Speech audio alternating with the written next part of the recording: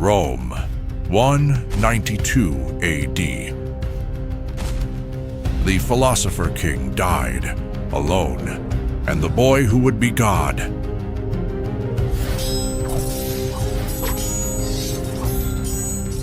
Hubris, spectacle, betrayal.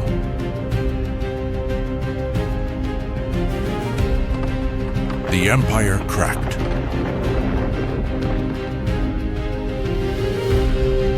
The Senate fell silent. The philosophers vanished, only generals remained.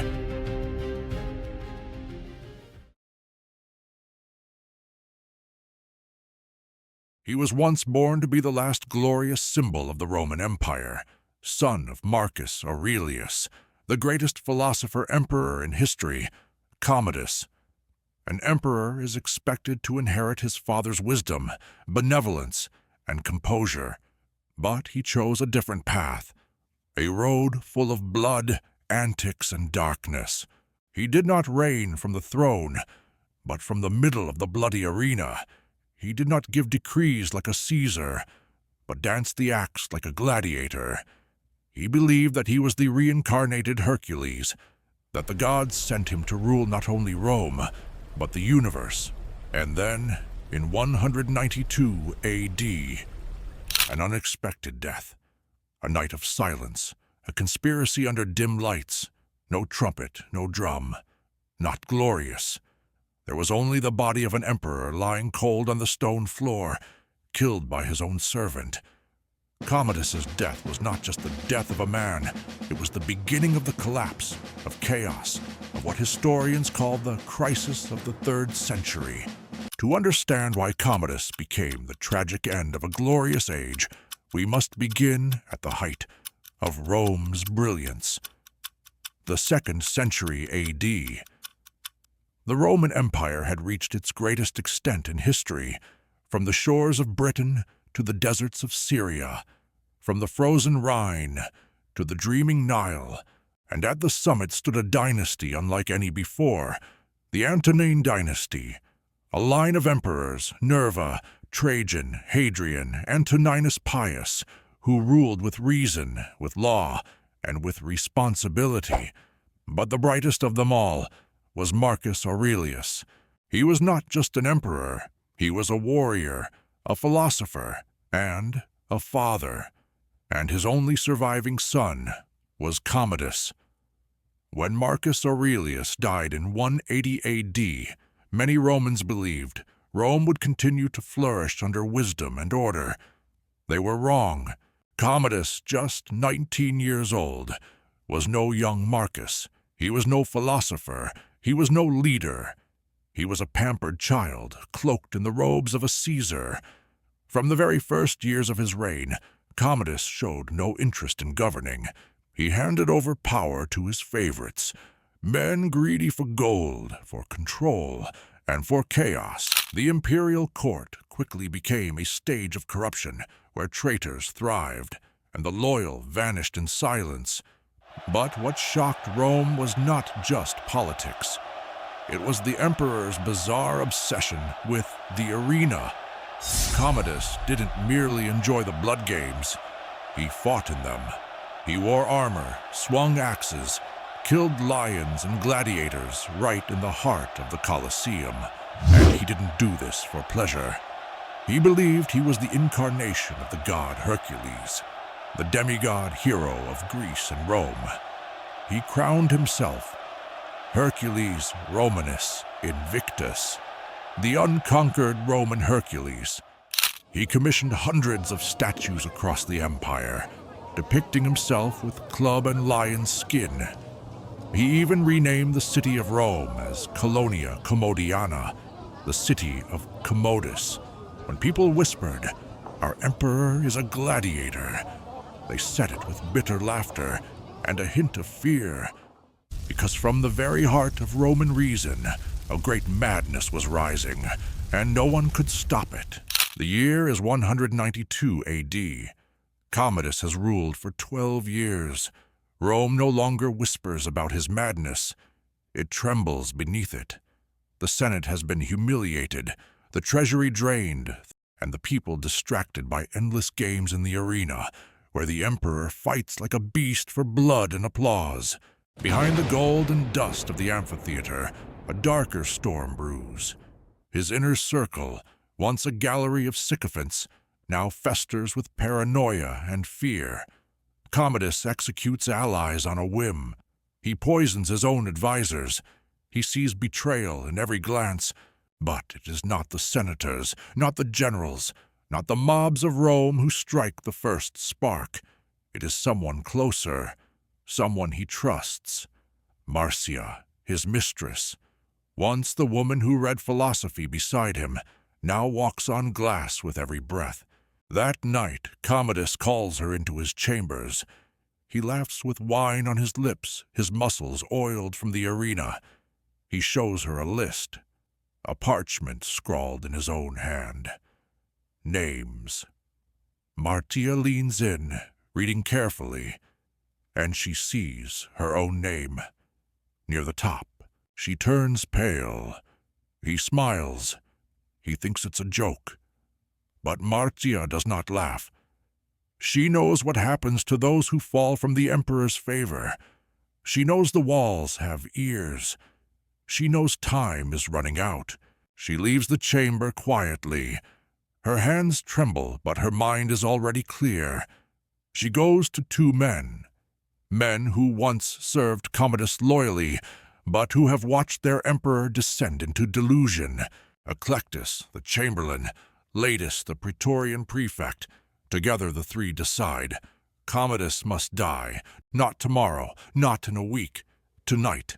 Because Rome can no longer survive a god-king with a gladiator's heart, and because if they fail, their names will be written not on a list, but on a slab of stone, in a grave no one dares visit. They prepare the poison, they bribe the kitchen slaves, and they wait for the moment when madness will fall. Commodus did not die from poison. At dawn, while Rome still breathed the fumes of wine and oil lamps, the man who called himself the living Hercules was still alive. Collapsed on the damp bathroom floor, convulsing, vomiting up the very poison meant to kill him. Marcia panicked. Eclectus cursed under his breath. Latus, who had smelled blood on many battlefields, said nothing. He watched the water clock, then nodded. Plan B. A slave entered the steamy chamber. His hands trembled, but his eyes were cold as steel. His name was Narcissus, a former wrestler once trained under the same arena where Commodus played God. No one knows why he agreed, perhaps for gold, perhaps for honor, or maybe he was simply sick of watching a false god wear a crown of blood. Narcissus approached.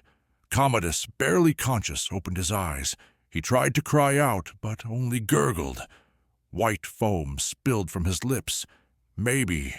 In that final moment he realized this wasn't a scene in the arena. There were no cheers, no glory, only cold stone, steam, and death. Narcissus wrapped his arms, one around the throat, one pressed on the chest.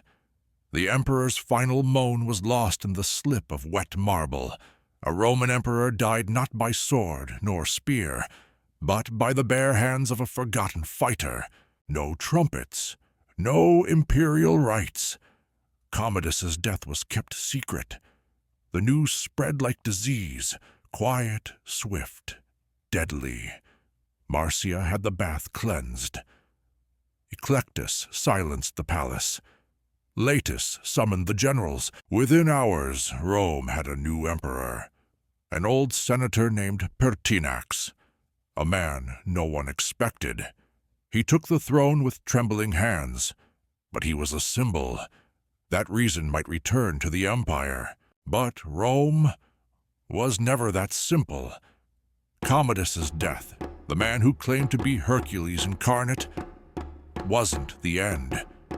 It was the drumbeat of the storm. For him, it ended in steam and silence. But for the empire, it was the beginning of a century soaked in blood, where emperors fell more often than soldiers. One emperor died in silence, but the roar that followed could be heard across the empire. In the streets of Rome, whispers turned to cries. Commodus is dead, and with him, the illusion of stability. The Senate moved first. They rushed to erase him from history. Statues torn down, names scratched off monuments. A man once hailed as a living god was now declared a public enemy. They called it justice, but it was fear, because power hates a vacuum. Beyond the marble palaces and bloody baths in the mud-soaked provinces, wolves stirred. 3 generals, 3 legions, 3 ambitions. Each one smelled Rome's weakness and knew if they didn't seize the purple, someone else would. In Syria, Pescennius Niger raised his standard. Rome needs a man of the East, he proclaimed, and tens of thousands answered. In Gaul, Clodius Albinus whispered to his men, "The Senate is a joke. We'll take the empire ourselves." And in the frost-bitten barracks of Pannonia, Septimius Severus lit a fire no one could extinguish. He marched south with speed that defied belief. 20,000 veterans, silent and disciplined. No parades, no speeches, only one message. The man who avenges Commodus shall rule Rome. But he didn't come to mourn a tyrant. He came to bury the old world. Inside the city walls, panic. Pertinax, the philosopher emperor, tried to hold the center. He offered land, reforms, compromise. But Rome had tasted blood. The Praetorian Guard, once sworn to protect him, auctioned the throne to the highest bidder. An insult so vile it would shake the empire to its bones. The price of the empire was now counted in gold coins and corpses. Honor meant nothing, only power did, and Septimius Severus understood power. He entered Rome not as a savior, but as an executioner. The Praetorians who sold the empire, he disbanded them. The man they crowned, beheaded. The message was clear. The time of games is over. The Gladiator Emperor is dead. Now the generals rule.